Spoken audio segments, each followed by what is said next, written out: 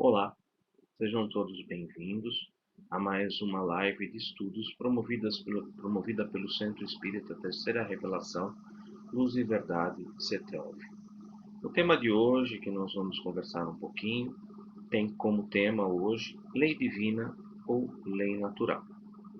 Antes de iniciarmos os nossos trabalhos, vamos solicitar a toda a espiritualidade amiga que nos acompanha, aos bons espíritos, a Jesus, a Deus, pela oportunidade de estarmos aqui reunidos para estudarmos um pouco mais o Evangelho de Jesus, compreender um pouco mais aquilo que Jesus veio nos trazer há mais de 2000 anos, o seu Evangelho, o Evangelho que ele viveu, o Evangelho que nos foi trazido por ele, que nos foi apresentado por ele como a sua vida, né? Jesus viveu o seu Evangelho e nós aqui juntos hoje vamos tentar, com o auxílio da espiritualidade amiga, com a permissão de Deus e de Jesus, compreender um pouco melhor esses ensinamentos que têm como objetivo a nossa felicidade.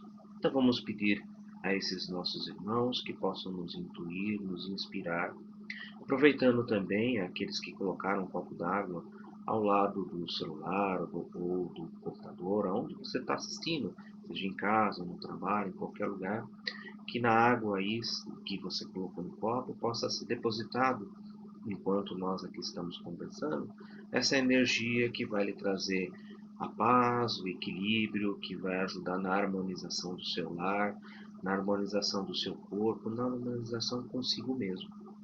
E assim, agradecidos, iniciamos os trabalhos de hoje com a prece que o Mestre Jesus nos ensinou. Pai nosso que estais nos céus, santificado seja o vosso nome. Venha a nós o vosso reino, seja feita a vossa vontade, assim na terra como nos céus. O pão nosso de cada dia nos dai hoje. Perdoe as nossas dívidas, assim como nós perdoamos os nossos devedores. E não nos introduzas em tentação, mas livra-nos de todo mal, que assim seja. Graças a Deus, graças ao Mestre Jesus. Então, como eu tinha dito já logo no início, o tema de hoje é a lei natural, lei divina. Vamos então procurar entender um pouco mais o que vem a ser a lei natural, o que vem a ser essa tal de lei natural ou lei divina, à luz da doutrina espírita, o que a doutrina espírita pode nos apresentar para compreender um pouco melhor essa tal de lei divina ou lei natural.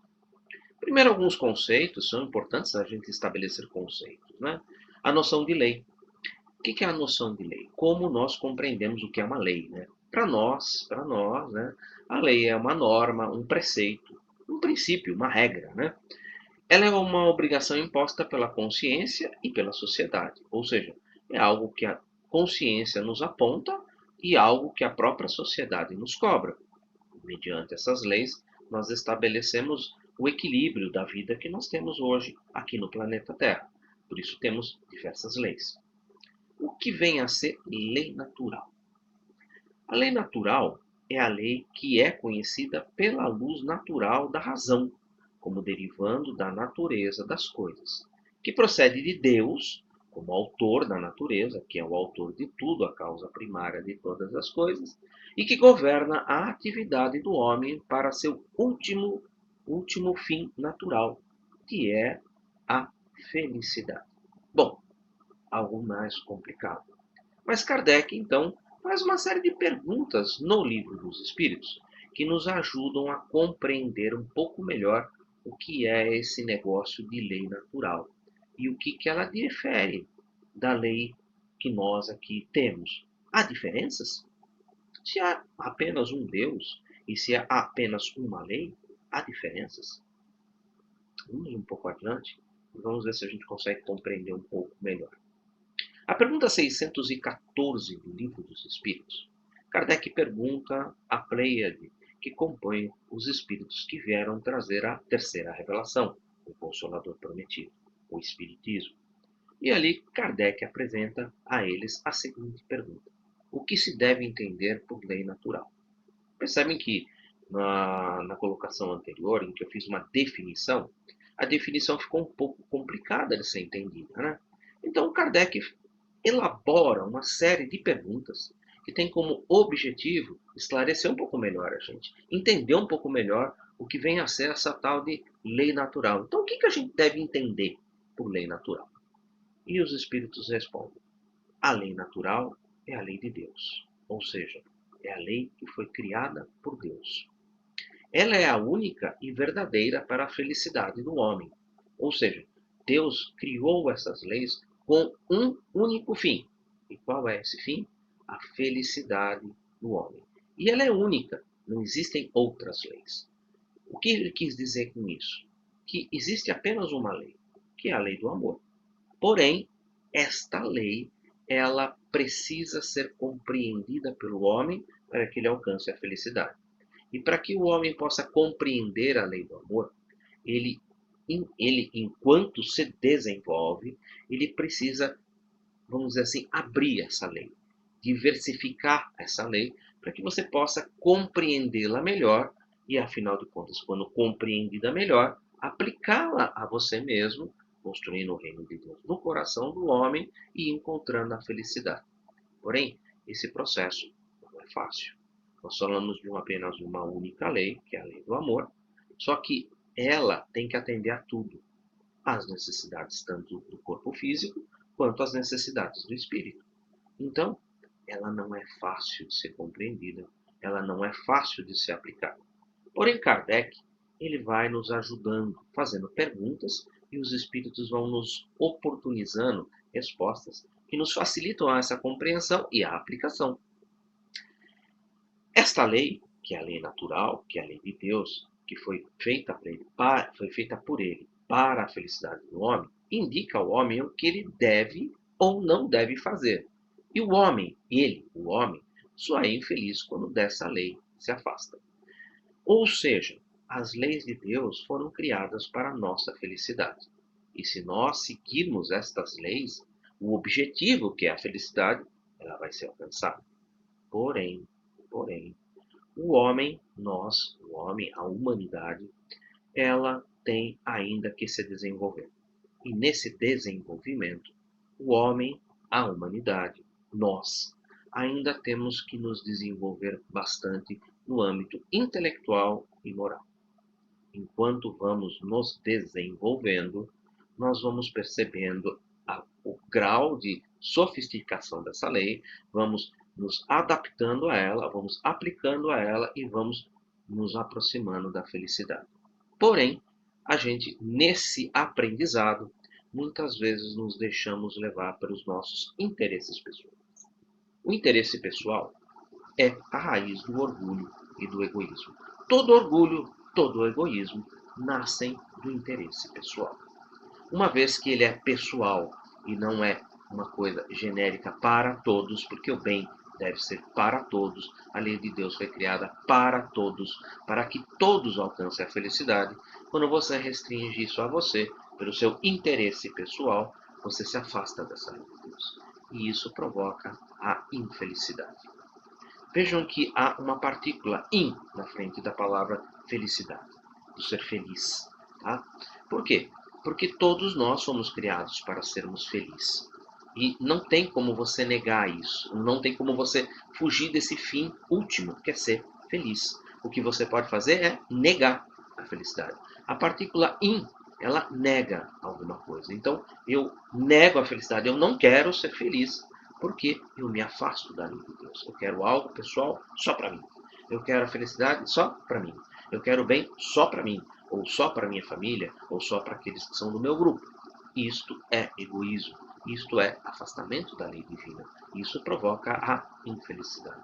Provoca a dor, o sofrimento, que todos nós conhecemos e que tem um objetivo, tanto a dor quanto o sofrimento, guiar você novamente para dentro das leis de Deus, para que você, percebendo que quando você foge desse objetivo que é a felicidade, você cria para você mesmo a infelicidade. E sentindo que isso é prejudicial, que isto é ruim para mim, eu volto e caminho novamente pelo caminho em busca dessa felicidade. Uma das características, ou seja, há mais características, mas as principais. Porque o objetivo nosso aqui é uma conversa, né? Nós estamos estabelecendo uma conversa, né? Não é um aprofundamento. Um aprofundamento é feito num estudo aprofundado. Aqui é uma conversa de âmbito geral que nos ajuda a compreender melhor aquilo que a lei divina ou natural nos apresenta e buscar isso que todos nós queremos, que é a felicidade. Então, uma das características da lei natural ou da lei divina é que ela é eterna. Eterna como o próprio Deus, porque se Deus é eterno, as suas leis que foram criadas por ele, Deus eterno, só podem ser eternas. E imutáveis, como o próprio Deus, afinal de contas, Deus não muda de ideia. Deus é imutável, ele é um ser imutável, ele como é definido ali no Velho Testamento, eu sou, né? Eu sou, ou seja, ele é imutável. As suas leis são eternas e são imutáveis. Não importa em que orbe você esteja, em que planeta você esteja, se você está encarnado, se você está desencarnado, estas leis são as mesmas. Não importa o local onde você esteja no universo, elas são imutáveis. O que vale num lugar, vale no outro. Por quê? Porque todas elas partem de uma única lei, que é a lei verdadeira, que é a lei do amor. Na questão 616, Kardec faz uma outra pergunta que é fundamental para nós. Deus teria prescrito aos homens, numa época, aquilo que lhes proibiria em outra? Ou seja, as leis não são imutáveis? O que foi escrito lá no passado foi escrito por ele e agora ele mudou de ideia? A resposta a gente já até poderia dizer que não, nós já sabemos, porque na pergunta anterior ele já colocou que elas são imutáveis. Mas Kardec, ele quer deixar isso de maneira clara para a gente. Ele quer nos mostrar que há aí uma clareza dessa imutabilidade. Então, as respostas trazidas pela Pleiade do Espírito de Verdade nos diz o seguinte: Deus não se engana. Os homens é que são obrigados a modificar as suas leis, que são imperfeitas. Mas as leis de Deus são perfeitas e imutáveis e eternas. A harmonia que regula o universo material e o universo moral se funda nas leis que Deus estabeleceu por toda a eternidade. Olhe para o universo, veja se não está tudo perfeitamente harmônico. Está tudo perfeitamente harmônico no universo, porque são precedidos de uma lei imutável, de uma lei que é eterna e que vale em qualquer lugar, seja no universo moral como no universo material, é a mesma lei, é a lei do amor. Agora, nós, como eu disse, é muito difícil para a gente compreender essa lei como sendo uma lei única. E a gente cria uma série de leis. Inclusive, o próprio Moisés, há 3.500 anos atrás, recebeu ali no topo do Monte Sinai uma tábua com ali expressando vamos dizer assim, um resumo, ou uma melhor compreensão do que seria a lei do amor. Então ali, oferecida por Deus, essas leis a Moisés, elas dão uma ideia um pouco mais assim, um pouco mais de clareza do que é essa lei do amor. E ali ele apresenta 10 leis. E Moisés, percebendo a amplitude que estas 10 leis apresentavam, que mesmo sendo uma abertura da lei do amor, ou seja, pegou a lei do amor e dividiu em 10, elas eram extremamente difíceis de serem aplicadas. Muito difíceis, muito mesmo. Eu vou pegar um exemplo rápido, vou pegar duas leis só. A gente não, porque não é o objetivo nosso aqui aprofundar, mas pelo menos a gente ter uma ideia. Vamos pegar duas leis que estão ali, que é a não matarás e a outra não roubarás. Não matarás. Bom, parece ser fácil, mas não é, gente. O verbo matar e o verbo roubar são verbos transitivos. O que é um verbo transitivo, gente? É um verbo que precisa de complemento. Tem complemento ali? Não matarás. Não roubarás. Tem complemento? Não. E aí é que está o grande problema. Moisés percebeu isso. Por quê? Não matarás. Não matarás o quê? Se é um verbo transitivo, cabe a pergunta: não matarás o quê? Não matarás outra pessoa, não matarás os animais, não matarás as plantas, não matará a felicidade do seu irmão, não matará a esperança do seu irmão, não matará os pensamentos do seu irmão.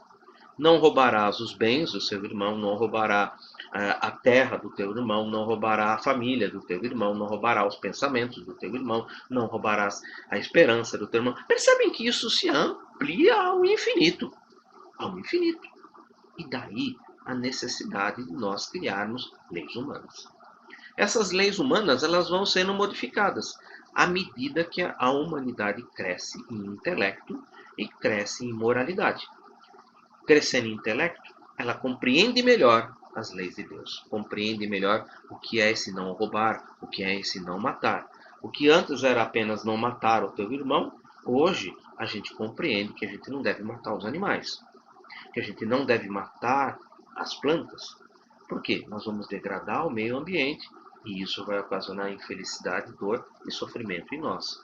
Que nós não devemos matar as ideias, os pensamentos das outras pessoas, e não devemos matar o pensamento, a ideia e a esperança das outras pessoas. Percebe que, à medida que nós vamos compreendendo melhor, nós vamos mudando as leis. Se a gente pegar um exemplo bem simples aí, para não se estender muito, se a gente voltar aí para 1980, 1970, numa repartição pública, você ali não estou aqui usando um exemplo jacoso, não quero dizer que, vamos dizer assim, um funcionário público seja corrupto de maneira nenhuma, mas dentro dos funcionários públicos há aqueles que ali se vinculam à questão da corrupção. Mas era muito assim, visto de uma maneira muito mais menos ofensiva, alguém chegar e falar para você, olha, se você arranjar alguma coisa, a gente pode dar um jeitinho disso andar um pouco mais depressa. Esse jeitinho chamado de corrupção, de propina, vamos dizer, 30, 40, 50 anos atrás, não tinha uma visão tão forte, tão negativa como hoje nós temos. A visão da corrupção, da propina, hoje, no século XXI, hoje nós estamos aqui no ano de 2021, a visão nossa ela é um pouco diferente de 1970, 1950, 1930. Ou seja, conforme nós vamos compreendendo melhor que isto, pedir propina, corromper as outras pessoas, só causa dor e sofrimento e infelicidade de muitos, a gente compreendendo melhor isso, a gente vai modificando as nossas leis para que isso se torne restritivo. Não pode ser feito isso, porque isso causa dor, sofrimento e infelicidade de muitos. Quando você pega esse dinheiro, você está deixando de propiciar que esse dinheiro vá comprar merenda para a escola, comprar remédio para os hospitais. Percebe que ao ponto de que você atende os seus interesses pessoais, orgulho e egoísmo, afastando-se da lei de Deus, você está prejudicando as outras pessoas. E prejudicando as outras pessoas está provocando mal, provocando dor e sofrimento que vão refletir em você mesmo, porque você é o causador. Nós somos responsáveis por tudo aquilo que fazemos. Então, nós vamos modificando as nossas leis para que elas se aproximem mais da lei de Deus, que vai nos propiciando a conhecer melhor o que é um mundo feliz. Um mundo onde não há nem dor nem sofrimento, porque todos seguem a lei natural, a lei divina, a lei de Deus. Todas as leis da natureza são leis divinas, pois Deus é o autor de todas as coisas. O sábio estuda a lei da matéria. O homem de bem as da alma. Não só estuda, as segue. Porque não adianta a gente estar aqui estudando essas leis se a gente não interioriza, ou seja, coloca para dentro de nós mesmos. O que é o reino de Deus? O reino de Deus não vem com aparências exteriores. O reino de Deus está dentro de vós. Isso já dizia Jesus. O reino de Deus é o coração do homem. Se você não interioriza, ou seja, não coloca dentro do teu coração as leis de Deus, não começa a vivê-las, não começa a colocá-las em prática, em seguir essas leis, como é que você quer alcançar a felicidade? Então, estudar, como nós estamos aqui estudando, é importantíssimo, porque conhecer é importante. Agora, não basta só conhecer, precisa vivenciar. É aquilo que na doutrina espírita nós chamamos de reforma íntima. Aquilo que nós precisamos realizar em nós mesmos. Por isso, reforma íntima. É nossa. Tá? E por isso, a doutrina espírita não é uma doutrina moralista. Não, ela é uma doutrina moralizante. Ela quer que, apresentando para você tudo isso que eu estou apresentando aqui, todos esses ensinamentos que os Espíritos vêm nos apresentar, que foram os ensinamentos que Jesus nos apresentou há 2000 anos atrás, porque afinal de contas o Espiritismo é o cristianismo revivido, ou seja, é o cristianismo apresentado por Jesus e que nós estamos revivecendo, nós estamos aprofundando, aplicando em nós mesmos em busca da felicidade, mas isso requer reforma íntima. Mudança de hábitos, mudança de atitudes, mudança de pensamentos. Sem fazer isso, a gente realmente não consegue avançar. A gente fica parado, fica estagnado. E aí vem a dor e o sofrimento que nos empurra. Ou seja, a lei do progresso, ela é inevitável. Nós todos vamos progredir. Todos nós, um dia, seremos espíritos puros e felizes. Só que cada um no seu tempo. Cada um na maneira como deseja caminhar. Para alguns a caminhada pode ser mais fácil, porque seguem Jesus, modelo e guia. Nós vamos ver um pouco mais à frente. Mas outros decidem, eu quero fazer meu próprio caminho. Olha aí, novamente, né, o interesse pessoal. E quando a gente decide fazer o nosso caminho, às vezes, muitas vezes, na maioria, quase sempre, a gente acaba quebrando a cara. E aí, dor e sofrimento nos conduzem novamente pelo caminho. Todo caminho que é único, exclusivista, que parte do interesse pessoal, normalmente não, sempre termina em dor e sofrimento. Na pergunta 617A, Kardec faz um aprofundamento. Todos nós queremos aprofundar um pouco mais, né? É dado ao homem aprofundar umas e outras as leis? Sim, mas uma só existência não lhe é suficiente para isso. Não dá para conhecer tudo numa única vida. Por isso que a doutrina espírita é uma doutrina reencarnacionista. Ela nos ensina que nós somos seres criados por Deus, simples e ignorantes. Simples porque somos únicos. E ignorantes, não no sentido pejorativo, mas no sentido de quem desconhece. Eu desconheço tudo. Como uma criança, como a gente recebe nossos filhos, quando pequenos, eles não conhecem absolutamente nada. E nós vamos ensinando. Nós vamos ali ensinando os primeiros passos, as primeiras palavras, e depois ele vai para a escola, ensino fundamental, ensino médio, ensino superior, e vai crescendo, se desenvolvendo. Da mesma maneira, Deus faz conosco, seus filhos. Ele vai nos colocando nas escolas da vida, que é a reencarnação. E nós, a cada reencarnação, a cada existência, vamos aprendendo, vamos nos desenvolvendo. Ora como professor, ora como engenheiro, ora como arquiteto, ora como advogado, ora como médico, e assim sucessivamente. Então, em cada existência, eu vou me aprofundando cada vez mais em conhecimento e cada vez mais vou aplicando esse conhecimento nas leis de Deus impressas na minha consciência e que eu vou ali melhor compreendendo. Eu vou melhor compreendendo o que é não matarás. Eu vou melhor compreendendo o que é não roubarás. Eu vou melhor compreendendo o que é não adulterarás. E assim por diante. Eu vou compreendendo melhor esses verbos transitivos e vou compreendendo melhor a amplitude do que tudo isso significa. Um comentário de Kardec. O que são, de fato, alguns anos para se adquirir tudo o que constitui o ser perfeito, embora não consideremos mais do que a distância que separa o selvagem do homem civilizado. A mais longa existência possível, 100 anos, 90 anos, é insuficiente. E com mais forte razão, quando ela é abreviada, como acontece em um grande número. As leis de Deus, elas podem receber uma classificação que nos ajuda a compreender ela melhor. Essa classificação, lógico, partindo de uma única lei, que é a lei do amor, que é a lei máter de tudo, que é a lei criada por Deus, a lei única, né, do próprio Deus, nós podemos, como já falei, ela é impossível de ser compreendida assim de maneira total e ampla. Então, para que a gente vá compreendendo melhor, nós podemos subdividi-las. E aí criamos classificações. Uma delas é a classificação que a separa leis físicas das leis morais. As leis físicas regulam o movimento e as relações da matéria bruta, são do domínio da ciência. As leis morais dizem respeito ao homem e às suas relações com Deus e aos seus semelhantes. Mas aí ao próximo, aquele que gostaria que fizesse a você mesmo. Deus está sobre todas as coisas. Devemos amar a Deus sobre todas as coisas.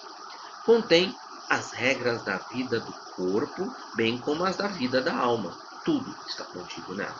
As leis de Deus são únicas e verdadeiras para a felicidade do homem. Então, nela está contido tudo. Tá? Na verdade, tudo isso poderia se resumir a uma única lei, como eu já falei, que é a lei do amor. Porém, esta classificação facilita a nossa compreensão, facilita o nosso estudo e desenvolvimento. A lei de Deus, onde ela está escrita?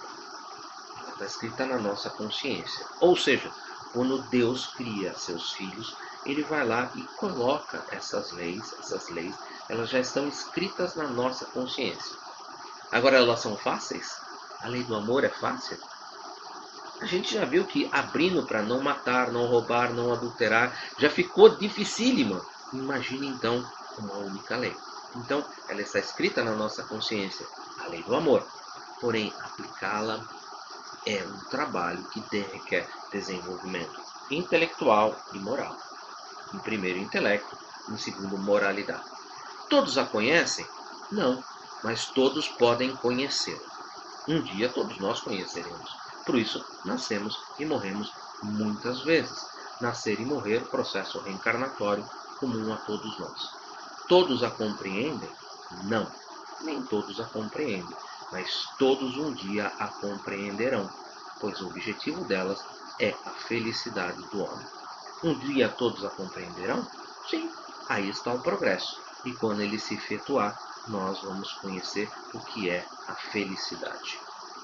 Um comentário de Kardec para a questão 619 diz-nos o seguinte: a justiça da multiplicidade de encarnações, ou seja, as reencarnações sucessivas do homem, decorre deste princípio, pois a cada nova existência, a cada nova encarnação, a cada nova reencarnação, sua inteligência se torna mais desenvolvida e ele compreende melhor o que é o bem e o que é o mal.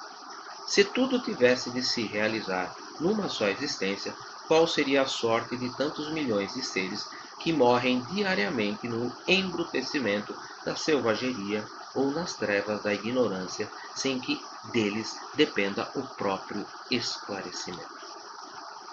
Para que o homem não esqueça da lei de Deus, isso os espíritos superiores perguntaram, né? Se ela está na nossa consciência, por que a gente precisa que ela seja lembrada, né? Porque a gente esquece dela, né? Então os espíritos superiores encarnam com uma missão de nos relembrar, com o fim de fazer que a humanidade possa progredir. Então o objetivo aí é de nos lembrar, porque afinal de contas elas estão na nossa consciência, mas elas precisam ser lembradas. Alguns, porém, influenciados pelo plano físico, por ambição, por exemplo, cometem enganos, induzindo a humanidade a princípios falsos. Não obstante, sendo homens de gênio, em meio aos próprios erros, ensinam às vezes grandes verdades. Perguntas, tudo aquilo que eu coloquei para vocês aqui escrito, que eu estou lendo e comentando, na verdade estão todas essas perguntas no Livro dos Espíritos. Eu estou fazendo apenas aqui um resumo, né?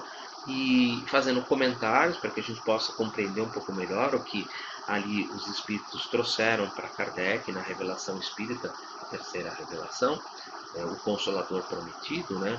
O Paracleto, o advogado prometido por Jesus, né? Que viria ao seu tempo nos esclarecer aquilo que Jesus dizia em parábolas, né? Então, esse é o Consolador prometido, esse é o Espiritismo. As questões do Livro dos Espíritos eu tenho citado todas elas, porque assim depois, se alguém quiser se aprofundar um pouco mais e se certificar um pouco melhor do conteúdo, pode ir lá no Livro dos Espíritos e tirar suas próprias conclusões, aprofundando à medida das condições intelectuais e morais que você já conseguiu amealhar, já conseguiu trazer para dentro de você e que você vai ali aplicar sobre aquilo que está ali sendo trazido pelos Espíritos. Bom, como isso não é fácil de ser feito, não é fácil de ser vivido, uma pergunta importantíssima: qual o tipo mais perfeito que Deus ofereceu ao homem para lhe servir de guia e modelo? Por quê? A gente precisa saber como é que nós vamos fazer para alcançar essa felicidade. Então, Existe alguém que chegou lá? Se existe alguém que chegou lá, como é que esse alguém poderia vir nos ensinar como é que faz isso? E aí, Jesus. Jesus é realmente o modelo mais perfeito que a humanidade possui. Ele é guia e modelo. Por que guia e por que modelo? Guia porque tudo aquilo que nós vamos viver, Jesus já viveu. Jesus já conhece. Jesus já conhece o caminho. E por ele ser o caminho, ele conheceu o caminho, ele veio e ele é guia, ele nos conduz pelo caminho. Tá? Então, ele mesmo diz, né, que eu sou o caminho, a verdade e a vida. Quem me seguir vai chegar a Deus, vai chegar mais rapidamente à felicidade. E modelo? Modelo é aquilo que a gente normalmente aqui na Terra, quando a gente vai, por exemplo, fazer um carro, a gente faz um desenho e faz um modelo. Esse modelo a gente vai lá, vai acertando, vai melhorando, vai tirando isso, colocando aquilo, vai deixando ele o mais perfeito possível. E depois que ele está o mais perfeito possível, a gente começa a produzir em série. Jesus é o modelo. Jesus é o modelo de perfeição que o homem pode alcançar. É o possível que nós podemos ali alcançar com aquilo que nós hoje conhecemos, com aquilo que nos é apresentado, com aquilo que nós temos na nossa bagagem de ensinamentos. Então, ele é o modelo mais perfeito que nós temos. Então, Jesus é para fazer Ctrl+C, Ctrl+V. Ele é para ser copiado. Se a gente copiar aquilo que Jesus veio nos apresentar, a gente alcança a verdadeira felicidade. Por isso, Jesus é guia e modelo. Guia porque conduz, sabe o caminho. Já viveu tudo isso, tudo que vocês vão viver, eu vivi e venci. Por isso, eu vim e vou mostrar para vocês o caminho. Este aqui é o caminho. Tudo que vocês vão passar, eu já passei. Eu já sei como é que é. E eu alcancei a felicidade. Então, eu vou mostrar o caminho. Eu sou o caminho, a verdade e a vida. Eu sou o modelo. Por quê? Se você copiar o que eu faço, se você copiar aquilo que eu apresentei para você, você vai ser exatamente como eu e vai encontrar a mesma felicidade que eu encontrei. Por isso ele é modelo. Ele é para ser seguido e copiado. Esse é o objetivo de Jesus. Ele veio nos apresentar aqui na Terra, dizer que, olha, aí na Terra é possível alcançar a felicidade. É possível ser feliz. É possível caminhar rumo à felicidade. E eu vou mostrar para vocês, este aqui é o caminho. Siga esse caminho. Seguindo por esse caminho, que é o caminho que eu fiz, você alcança a felicidade. E se você copiar as maneiras, as formas como eu vivo as leis, a lei de Deus, se você copiar a maneira como eu vivo a lei de Deus, você vai ser feliz e o mais perfeito possível como eu sou. Por isso é guia e modelo. Um comentário de Kardec para 625, Jesus é para o homem um tipo de perfeição moral a que pode aspirar a humanidade na Terra. Deus nos oferece Jesus como o mais perfeito modelo e a doutrina que ele ensinou a mais pura expressão da sua lei, porque ele estava animado do Espírito Divino, do Espírito de Deus. Ele é o médium de Deus. E médium de Deus no sentido de que ele é o espírito que consegue manter sintonia perfeita com Deus. E nessa sintonia ele nos apresenta as suas leis. E foi o ser mais puro que já apareceu aqui no planeta Terra. Se alguns dos que pretenderam instruir os homens na lei de Deus algumas vezes os desviaram para falsos princípios, foi por se deixarem dominar por sentimentos demasiado terrenos e por terem confundido as leis que regem as condições da vida da alma com as que regem a vida do corpo. Muitos deles apresentaram como leis divinas o que eram apenas leis humanas. O próprio Moisés, quando apresentou as suas leis, ele caracterizou elas como características divinas. Mas por que ele precisava fazer isso, gente? Porque a humanidade naquela época era muito infantil. Nós éramos ainda espíritos muito infantis. Muito ainda ligados aos nossos personalismos, ao nosso interesse pessoal, ao nosso orgulho, ao nosso egoísmo, às leis nossas, para nossa felicidade, apenas minha ou da minha família, Então Moisés precisava criar leis e dar a elas esse ardor, vamos dizer assim, essa forma de que é uma lei divina, uma lei de Deus. Mas eram leis que nos aproximavam melhor, nos faziam compreender melhor as leis divinas. E por isso elas vão sendo modificadas.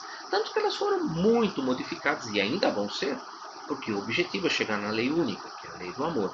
Mas isto requer de nós muito desenvolvimento. E por isso a gente tem que reencarnar muitas vezes para ir aprendendo e se desenvolvendo. Jesus revelou aos homens as leis divinas e naturais. Porém, desde os séculos mais distantes, os homens que meditaram sobre a sabedoria puderam compreendê-las, pois sempre estiveram escritas por toda parte no livro da natureza. A própria natureza é a lei de Deus, né? Se a lei de Deus é a lei do amor, a própria natureza nos exemplifica esse amor, né? O amor de Deus. Encontramos seus elementos na doutrina moral de todos os povos saídos da barbárie, mas ainda alterados pela ignorância e pela superstição. Ou seja, são ali aproximações que vão sendo mudadas e alteradas à medida que a humanidade avança, à medida que a humanidade compreende melhor o objetivo dessa lei, que é a felicidade. O ensino de Jesus era alegórico, em forma de parábolas, né? Jesus falava em forma de parábolas, porque ele falava de acordo com a época e os lugares aonde ele viveu. Hoje é necessário que a verdade seja inteligível para todos, o objetivo da doutrina espírita. O ensinamento dos espíritos deve ser claro e sem equívocos, para que cada um possa julgá-lo e apreciá-lo com a sua própria razão.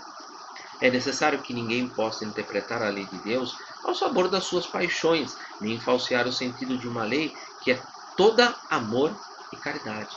Amor e caridade. A doutrina espírita, ela tem como fundamento, fora da caridade, não há salvação. A caridade, a palavra caridade, caritas, ela poderia se encerrar a uma palavra que é a base dela, que é o amor. Caridade é o amor em ação. Caridade é o amor em ação. É necessário que cada coisa venha ao seu tempo. A verdade é como luz. E é preciso que nos habituemos a ela pouco a pouco, pois de outra maneira ela nos ofuscaria, nos deixaria cegos. Então, cada coisa ao seu tempo, né? Há tempo de viver, há tempo de morrer, há tempo de nascer, há tempo de crescer, há tempo de ir, há tempo de vir, há tempo de conhecer, há tempo de aprender. Tudo no seu tempo, cada um no seu tempo. O próprio Eclesiastes, né, começa dessa forma, né? Há tempo de ir, há tempo de vir, há tempo de plantar, há tempo de colher. Quem quiser depois dar uma lidinha no Eclesiastes, mas é isso que ele está querendo dizer, cada coisa no seu tempo. Para facilitar um pouco mais, nós dividimos as leis naturais. E essa divisão das leis naturais foi feita por Kardec, tá? E Kardec apresenta aos espíritos essa divisão em 10 leis. Não vai ser o objetivo hoje a gente conversar sobre essas 10 leis, mas eu vou apresentá-las para vocês. Elas, na verdade, são, vamos dizer assim, derivação. Ela é uma derivação da lei do amor, da lei natural. E por que elas são divididas em 10? Porque fica mais fácil de a gente compreender. Ah, eu poderia dividir em muito mais? Como o próprio Kardec perguntou, eu posso dividir em mais? Ele falou, olha, vocês podem dividir da maneira que vocês quiserem. O objetivo é que vocês a compreendam. E não só compreendam, vivam, colocam em prática. Por isso o modelo e guia é Jesus Cristo. Então, elas foram divididas em adoração, trabalho, reprodução, conservação, destruição, sociedade, progresso, igualdade, liberdade, justiça, amor e caridade. Cada uma delas, gente, rende um seminário. Nós hoje estamos apenas apresentando. Uma outra oportunidade, nós vamos trabalhar com cada uma delas. Porque conhecer todas essas leis, essas 10 leis, elas vão nos levar à felicidade. Nesse momento, gente, por enquanto apenas uma apresentação geral. Quem quiser se aprofundar um pouco sobre elas, é só pegar o Livro dos Espíritos. Começa na pergunta 614 do Livro dos Espíritos, o estudo das leis, começando pelo estudo da lei natural, ou lei divina ou lei natural, e depois elas vão sendo estudadas paulatinamente. adoração, trabalho, reprodução, conservação, destruição, sociedade, progresso, igualdade e liberdade, e encerrando com justiça, amor e caridade. Essas leis são estudadas no Livro dos Espíritos, da pergunta 614 até a pergunta 919a do Livro dos Espíritos. Então, quem quiser se aprofundar um pouco mais, basta pegar o Livro dos Espíritos e fazer os seus próprios estudos. Qual delas é a mais importante? A mais importante, sem sombra de dúvida, é a lei de justiça, amor e caridade. Por quê? Resume todas as outras, porque envolve a caridade. A caridade é o amor em ação. Faculta ao homem adiantar-se mais na vida espiritual. E para a gente encerrar, como eu falei para vocês, eu queria aqui apenas apresentar para vocês a lei divina e a lei natural. Então, o encerramento nosso, ela se fecha no ensinamento que Jesus nos apresenta e que nos faculta compreender e aplicar a lei natural, o amor ao próximo. O amor ao próximo ensinado por Jesus.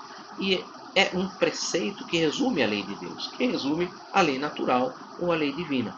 Fazer ao próximo aquilo que gostaria que fizesse a nós mesmos, tendo Jesus como modelo e guia. A vivência, viver essa lei de Deus, é que conduz o homem para a felicidade. E foi hoje realmente o objetivo da nossa conversa. Mostrar que conhecê-la, como nós aqui hoje conhecemos, é muito bom, mas precisa que nós coloquemos a lei de Deus em prática. Coloquemos ela na nossa vida. Então, eu quero agradecer a todos vocês pela oportunidade de compartilhar com vocês um pouquinho daquilo que a doutrina espírita durante esses anos me fez compreender, esse ensino que a doutrina me trouxe e que eu compartilho com vocês, que me trouxe felicidade. Eu me sinto feliz, me sinto plenamente feliz com a doutrina espírita e com os ensinos que ela tem me apresentado. Ela tem me apresentado os ensinos que o Cristo veio trazer há 2000 anos atrás. E não só tem me apresentado, mas tem me facultado conhecê-los melhor e os aplicar a mim mesmo, fazendo a minha reforma íntima e trazendo para mim, para a minha família e para os meus próximos a felicidade. Eu espero que vocês tenham compreendido um pouco melhor a lei de Deus, a lei do amor, a caridade em ação, e que possam viver isso, cada um à sua maneira. Agradeço a todos e a gente se vê numa próxima oportunidade. Fiquem todos na paz de Deus. Muito obrigado.